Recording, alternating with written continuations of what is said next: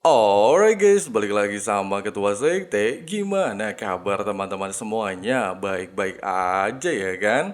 Nah, seperti biasa di video kali ini, kita bakalan ngelanjutin lagi pembahasan spoiler versi novel Solin 2 bagian 414 ya guys ya.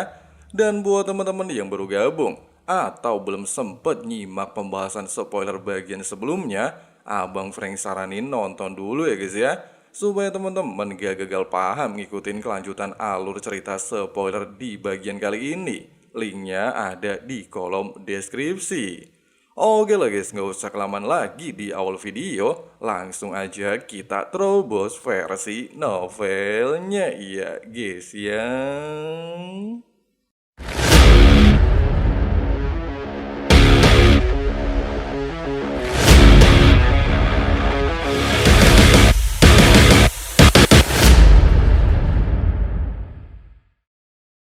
Melihat 80 tentakel Raja Mata Iblis Jahat tertuju ke arah Wu Yuhao, Ratu Salju lantas berteriak meminta Yu Hao untuk berhati-hati. Pada saat yang sama, dia berbalik dan menghilang, berubah menjadi kepingan salju tak terhitung jumlahnya ke arah Raja Tiran Mata Iblis Jahat. Mengetahui bahwa sosok tersebut adalah Ratu Salju, sang kaisar wilayah ekstrim utara sekaligus peringkat ketiga dalam daftar 10 binatang roh terkuat, seketika membuat Raja Tiran Jahat meraung marah. 80 tentakelnya menembakkan 80 sinar hitam sekaligus. Auranya luar biasa kuat, sehingga membuat langit tampak berubah warna. Kepingan salju dari Ratu Salju berhamburan dan menghindari serangannya dengan mudah. Pasalnya semua sinar cahaya hitam hanya ditujukan kepada Ho Yu Hao. Meskipun Yu Hao mampu dengan jelas melihat jalur sinar hitam menggunakan deteksi spiritualnya, tetapi dia tidak mampu menghindarinya. Kekuatan spiritual Raja Tiran Mata Jahat jauh melampaui batasannya. Pada detik kritis seperti ini, Tang Wutong maju dan berdiri melindungi Wu Yuhao. Palu Hotian di tangannya berubah menjadi bayangan raksasa yang membesar hingga 100 meter. Dengan satu ayunan besar, dia memukul udara dan memukul balik serangan cahaya hitam. Ledakan hebat mengguncang langit, membuat ruang seolah retak dan runtuh. Sinar hitam terpental, namun hanya sebentar. Dalam sekejap, sinar itu muncul kembali tepat di depan mereka. Raja Mata Jahat notabene memadukan kekuatan spiritual dan kekuatan spasial, membuat serangannya mustahil untuk dihindari. Tang Wutong tetap maju, pola emas muncul di palunya, dan ruang di sekelilingnya berubah menjadi perak. Dengan kekuatan sejati bentuk roh pelindung Palu Hotian, ayunan palunya menjadi jauh lebih menakutkan dan memecahkan seluruh ruang spasial di sekitarnya, menghancurkan 80 sinar hitam dalam satu kali serangan. Namun dampaknya terlalu besar. Gelombang kejut dari bentrokan menghempaskan tubuh Tang Wutong, membuat bentuk sejati Palu Hautiannya juga menghilang. Pada saat berikutnya, Raja Mata Iblis Jahat melepaskan kekuatan mati rasa spiritual ke arah Wu Yuhao, membuat Yu Hao segera melepaskan seluruh kekuatan spiritual dan kekuatan rohnya untuk menahan tekanan spiritual. Mata dari Raja Iblis Tyrant Jahat tiba-tiba berubah menjadi merah darah, dan mata itu melesatkan sebuah sinar merah sepanjang 300 meter yang merupakan serangan spiritual terkuatnya. Cahaya itu melesat dan menelan semua kepingan salju serta langsung tertuju ke arah Wu Yu Hao. Wu Yu Hao merasakan lautan spiritualnya hampir hancur. Serangan itu membawa tekanan seperti bencana dunia. Namun Ratu Salju tiba-tiba muncul di depan Wu Yu Hao. Dia menyatu dengan Kaisar Es Bing Er dan membentuk garis cahaya putih dan hijau. Walaupun hanya 10 meter panjangnya, cahaya itu mampu menahan serangan Raja Tiran Mata Jahat. Benturan besar terjadi, langit seolah robek, gelombang spiritual menyapu udara, dan aura atribut es membekukan ruang di sekitarnya. Retakan ruang hanya berlangsung singkat sebelum kembali tertutup. Hu Hao mundur beberapa langkah dengan tubuh pucat, namun dia tetap berdiri. Dia berhasil bertahan dari serangan penuh Evil Tyrant King untuk pertama kalinya. Makhluk itu tertawa suram, suaranya menggema di seluruh langit. Dia terkejut Yu Hao bisa menggunakan kekuatan dua kaisar es secara bersamaan. Tetapi rasa terkejut itu berubah menjadi niat membunuh, serta berniat untuk memastikan nyawa Yu Hao melayang hari ini juga. Di saat raungannya bergema, tentakelnya kembali bangkit.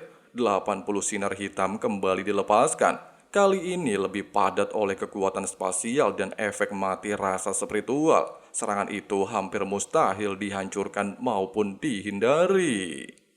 Tang Wutong berjuang keras menembus serangan pertama, tubuhnya bergetar. Namun dia tetap menerobos maju dan kembali berdiri di belakang Hu Yuhao, siap menahan serangan berikutnya meski nyawanya terancam. Karena bagi Tang Wutong, satu hal lebih penting dari keselamatannya sendiri, melindungi Hu Yuhao apapun harganya. Saat Tang Wutong berdiri di belakang Hu Yuhao, tubuhnya memancarkan cahaya ungu lembut yang berputar seperti kabut magis. Aura anggunnya meresap ke udara, seolah melindungi Hu Yuhao dari belakang. Di hadapannya, tubuh Yu Hao diselimuti sinar biru yang kokoh. Armor Dewa Perang es terbentuk di sekujur tubuhnya, memancarkan hawa dingin yang menusuk tulang. Detik berikutnya, dengan genggaman sangat kuat, Yu Hao mengangkat belati embun pagi. Ketika dia menebas, sesuatu yang aneh terjadi. Emosi kebahagiaan meledak dari serangannya. Begitu kuat hingga getarannya menyentuh Evil Tyrant King, membuat makhluk mengerikan tersebut merasakan euforia yang tidak pernah dia alami. Kendali sang raja juga mulai goyah. 80 sinar hitam yang semula mengunci seluruh target tiba-tiba berbalik ke arah menuju Hu Yuhao. Namun tepat sebelum mengenai tubuhnya, sebuah celang ruang terbuka di hadapannya. Dalam sepersekian detik, celah itu menelan seluruh sinar hitam hingga tak tersisa. Kejadian barusan langsung membuat Evil Tyrant King terpaku. Dia adalah makhluk yang menguasai ruang, kehilangan kendali atas serangannya hanya karena tebasan satu manusia, sesuatu yang seharusnya mustahil terjadi. Hu Yuhao menegaskan, kekuatan yang dia gunakan merupakan kekuatan spiritual yang dipadukan dengan emosi, hasil ratusan latihan yang tak terhitung jumlahnya. Tebasan tersebut merupakan teknik ciptaannya sendiri, teknik yang sengaja memanfaatkan emosi sebagai inti serangan. Mengetahui fakta tersebut, Evil Tyrant King merasakan ketakutan yang berubah menjadi tekad gelap. Dia menyadari bahaya yang sedang tumbuh di depan matanya. Jika pemuda ini terus hidup, dia kelak akan menjadi ancaman terbesar bagi para binatang roh. Oleh sebab itu, tidak peduli apapun konsekuensinya, dia bertekad Hu Yuhao harus mati hari ini juga. Meski Yu Hao sebenarnya ingin menghindari pertarungan, tapi kondisi memaksanya. Tidak ada lagi jalan damai. Jika sang raja ingin membunuhnya, maka dia akan balik membunuhnya dan menjadikannya cincin roh ke-9 mata spiritualnya. Beberapa saat kemudian, cahaya emas bersinar dari tubuh Hu Yuhao. Ratu Salju, Kaisar Es Bingar, dan rumput es bintang muncul dalam bentuk energi, lalu kembali menyatu ke dalam tubuhnya. Ketiganya memperkuat kekuatan Yu Hao hingga batas baru. Cahaya emas membelah langit merah kelam, membentuk pilar suci yang menjulang ke langit. Hawa dingin merembes dari tubuh Yu Hao, dan dari punggungnya muncul sepasang sayap naga raksasa berbalut es. Tubuh Tang Wutong yang berdiri di belakangnya kini sepenuhnya tersembunyi di balik armor dan cahaya Yu Hao, seolah-olah menjadi bagian dari kekuatan yang melindunginya. Hu Yuhao melangkah maju, lalu menghilang dalam kilatan perak. Dia melintasi ruang dalam sekejap. Evil Tyrant King terkejut. Pemuda itu tak lagi terasa seperti manusia. Auranya berubah menjadi sesuatu yang mendekati makhluk cahaya. Langit mendadak berubah menjadi hijau gelap, dipenuhi aura pembunuhan dari Evil Tyrant King. Namun cahaya emas Yu Hao berdiri kokoh, tak terpengaruh sedikit pun. Dalam satu lompatan ruang, Yu Hao kembali muncul, melayang tepat 100 meter di depan musuhnya. Tentakel raksasa langsung menyambar, tapi Yu Hao menebas lagi, kali ini dengan emosi kesedihan. Serangan itu begitu dalam hingga mengguncang jiwa makhluk raksasa tersebut. Gerakan tentakel pun terdistorsi, menyimpang dari jalur semula. Merasa terpojok, Evil Tyrant King membalas dengan teknik andalannya yang disebut cahaya kehancuran. Sinar hijau gelap sepanjang 100 meter yang mampu menghapus makhluk apapun dari keberadaannya. Serangan itu pernah hampir membunuh dewa binatang Roditian. Tetapi yang terjadi membuatnya gemetar. Cahaya kehancuran itu menembus tubuh Yu Hao, seolah-olah tubuh pemuda itu hanyalah ilusi. Tepat di belakang Yu Hao, sebuah bayangan putri duyung muncul dan bernyanyi. Melodi dinginnya membuat udara di sekelilingnya membeku. Suhu turun drastis hingga minus 260 derajat Celcius. Tentakel Evil Tyrant King melambat, kaku dan kehilangan kelincahan mematikannya. Ketakutan mulai merayap ke dalam dirinya. Serangan pamungkasnya gagal total. Dan lebih buruk lagi, dia merasakan sesuatu yang jauh lebih berbahaya sedang mendekatinya. Cahaya emas kembali memancar dari tubuh Yu Hao. Dari punggungnya, sebuah palu emas raksasa terbentuk, manifestasi dari kekuatan spiritual tingkat tingginya. Dalam satu hantaman, palu itu menghancurkan penghalang spiritual Evil Tyrant King. Penghalang itu membeku, retak lalu meledak menjadi serpihan cahaya. Namun sang raja belum kalah, matanya berubah menjadi biru gelap pekat, dan dari matanya muncul sinar padat sepanjang 3 meter. Saat sinar itu muncul, waktu seakan berhenti, udara membeku dan ruang menyempit. Huo Yu Hao terhenti di udara tak bisa bergerak. Seluruh dunia terasa seperti dihentikan oleh kekuatan tak terlihat. Menurut penjelasan dari versi novelnya, teknik ini disebut cahaya ruang waktu, senjata tertinggi Evil Tyrant King, serangan yang mampu merusak asal spiritual makhluk hidup, serangan yang bahkan membuat Ditian membutuhkan 1000 tahun untuk memulihkan diri, dan kini serangan itu diarahkan sepenuhnya kepada Huo Yu Hao. Cahaya ruang waktu biru tua menghantam tubuh Huo Yu Hao seperti pedang ilahi yang memotong garis realitas. Dalam sekejap, cahaya dingin di tubuhnya berubah menjadi biru gelap, seolah seluruh wujudnya diseret keluar dari waktu itu sendiri. Udara bergetar hebat, dan ruang di sekitarnya retak seperti kaca yang dihantam palu raksasa. Evil Tyrant King akhirnya menghela nafas lega. Sebagai raja dari makhluk buas tingkat tertinggi, dia tahu betul apa artinya serangan barusan. Cahaya ruang waktu bukan sekedar serangan, melainkan kutukan yang mampu menghapus eksistensi. Hanya satu makhluk sepanjang sejarah yang pernah selamat dari serangan tersebut. Dia tidak lain adalah Ditian. Tidak sampai di sini. Raja Mata Jahat sendiri harus membayar harga mengerikan untuk melepaskannya. Setiap kali cahaya ruang waktu keluar dari matanya, sebagian energi kehidupannya terkuras, sesuatu yang sangat berbahaya ketika hambatan ratusan ribu tahun semakin dekat. Namun rasa bahaya yang dipancarkan Huo Yu sebelumnya begitu menusuk, begitu mengancam, hingga nalurinya memaksa dia untuk memilih satu-satunya jalan, membunuh atau dibunuh.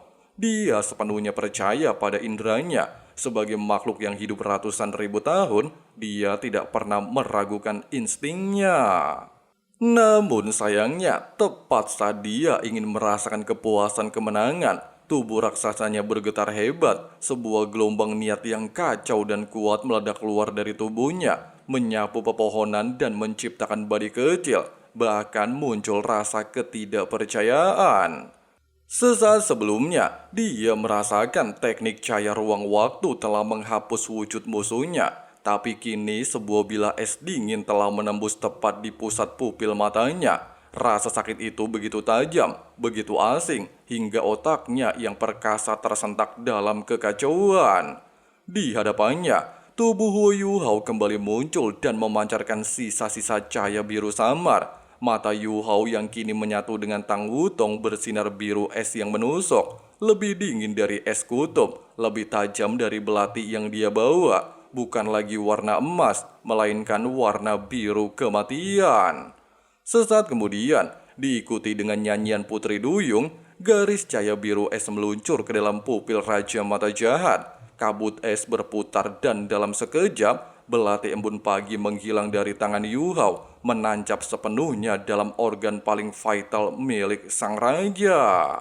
Dengan suara raungan menyakitkan dari Raja Mata Jahat, seluruh hutan Evil Demon bergetar, tanah terbelah, pohon-pohon tumbang bagaikan rumput yang diinjak badai. Teriakan itu dipenuhi rasa sakit, kemarahan, dan ketidakpercayaan yang tidak pernah dirasakan sepanjang hidupnya. Evil Tyrant King terpelanting ke belakang. Salah satu tentakelnya mencambuk tubuh Yu Hao dengan kekuatan yang cukup untuk menghancurkan gunung. Dia juga memaksa diri kembali mengeluarkan teknik cahaya ruang waktu, menjebak Yu Hao bagaikan burung dalam sangkar.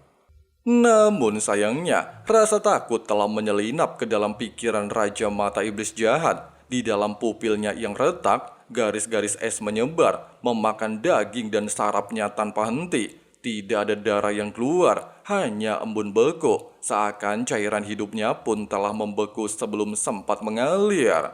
Kejadian ini terlalu cepat, terlalu tidak masuk akal, dan membuat sang raja kehilangan pikirannya. Dalam benaknya penuh dengan tanda tanya. Kenapa cahaya ruang waktu tidak membunuh manusia? Kenapa belati milik Yu Hao bisa bergerak dalam ruang waktu beku? Dan kenapa dirinya sebagai binatang roh peringkat kedua justru berada di ambang kematian oleh seorang manusia muda?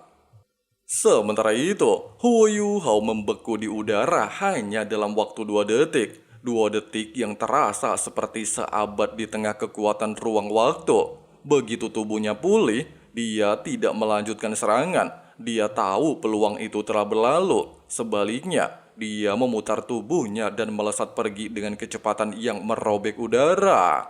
Dalam satu nafas, dia melampaui jarak 100 km. Sambil melayang jauh di atas langit, dia mengepalkan tangan kirinya dan mengaktifkan teknik ledakan es. Detik berikutnya, suara ledakan dahsyat mengguncang seluruh hutan Evil Demon, seakan gunung es raksasa runtuh dan meledak sekaligus. Gelombang kejutnya memusnahkan pepohonan, menciptakan badai es, dan membuat makhluk-makhluk buas berlutut ketakutan. Huo Yu Hao menghela nafas berat, membiarkan helmnya terlepas. Yang muncul dari balik armor bukan wajahnya, melainkan wajah Tang Wutong. Bukan wajah yang terpisah, melainkan bentuk fusi roh terkuat mereka yang disebut tarian Dewi Salju di tengah lautan cahaya. Dalam bentuk ini, mereka adalah satu jiwa, satu nafas, dan satu kehendak. Meski Yu Hao menyadari sejak awal mereka tidak sebanding dengan Evil Tyrant King, namun mereka tetap bertarung, bukan untuk menang, tetapi untuk hidup. Dan kesempatan kecil itu muncul di momen yang tidak disangka. Salah satunya karena Yu Hao memiliki kemampuan kebal terhadap 3 serangan spiritual yang sebelumnya dilepaskan Evil Tyrant King. Faktanya, setelah mendapatkan kesempatan, Huo Yu Hao dan Tang Wutong melepaskan 3 teknik andalan mereka. Pertama, mereka secara sengaja melepaskan fusi palu kaisar surgawi untuk menghancurkan penghalang spiritual sang raja. Sok spiritual ganda dari fusi kaisar salju dan ratu salju untuk menembus jiwanya. Serta peran penting Putri Duyung memasukkan suhu nol absolut atribut es ke dalam inti mata musuhnya. Semua serangan itu bersatu menjadi pukulan pamungkas yang menghabisi sang raja. Meskipun pada dasarnya, para tubuh jiwa Yu Hao memiliki atribut berbeda-beda, tapi jangan lupa, Yu Hao mampu mengombinasikan setiap atribut yang dia miliki dengan kekuatan puncak setelah memiliki inti jiwa Yin Yang, apalagi saat ini telah memiliki bentuk inti jiwa ketiganya. Singkat cerita, ketika debu mengendap, Yu Hao dan Tang Wutong melayang tidak stabil di udara. Napas mereka berat, tubuh mereka gemetar, mereka bahkan tidak yakin mereka masih hidup. Pada saat ini, Tang Wutong berbisik kepada Yu Hao, apakah mereka telah berhasil? Yu Hao lantas mengangguk pelan dan mengatakan, mereka benar-benar berhasil membunuh Evil Tyrant King. Tidak berselang lama, ketika mereka kembali ke lokasi pertarungan, hawa dingin dan aura raja itu masih meliputi langit. Mayat raksasa tergeletak di tengah tanah retak, dikelilingi oleh darah merah gelap yang sudah membeku.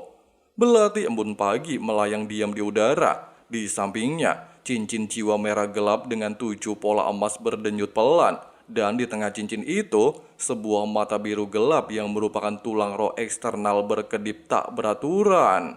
Huo Yu Hao terdiam. Dia belum pernah melihat tulang raw seperti itu. Bahkan Akademi Shrek sekalipun tidak memiliki catatannya. Tang Wutong tersenyum tipis dan beranggapan takdir telah memberikan hadiah sehingga Yu Hao harus menyerapnya. Sambil mengangguk, Yu Hao menarik cincin dan tulang raw itu mendekat. Ada perlawanan keras dari sisa kehendak Evil Tyrant King. Namun raja itu telah koit dan bagi Yu Hao bukanlah ancaman. Dia meningkatkan kekuatan spiritualnya, memaksa cincin raw 100.000 tahun itu tunduk kepadanya. Ketika cincin raw itu mendekat, ada semacam perasaan tak tertahankan di hati Yu Hao. Pertarungan sebelumnya bukan hanya tentang kemenangan, tetapi merupakan pencapaian baru, kekuatan baru dan takdir baru. Dia benar-benar akan segera melangkah menembus batasan manusia. Nah guys, begitulah ending pertarungan Hu Yu Hao melawan Evil Tyrant King di hutan Evil Demon dan akan menjadi cincin raw ke-9 ya guys ya. Ya walaupun pertarungannya singkat, tapi di versi dongguannya pasti bakalan lebih epic ya guys ya. Oke lah guys, makasih banyak buat teman-teman yang udah nonton sampai habis. Jangan lupa klik subscribe dan nyalain notifikasinya supaya teman-teman gak ketinggalan updatean spoiler selanjutnya. Di sini Abang Frank si ketua sekte pamit undur diri dulu. See you and bye. Through the downs and lows and we're all going live. Still nobody knows, but I'ma choose what's right and take what comes and goes. And ain't no one in life holding me back no more. I've seen a lot of change, been through a lot of pain. Some things are not the same as they were a year ago, but all will be okay. I move on each and every day. The past is where it stays. Way back a year ago.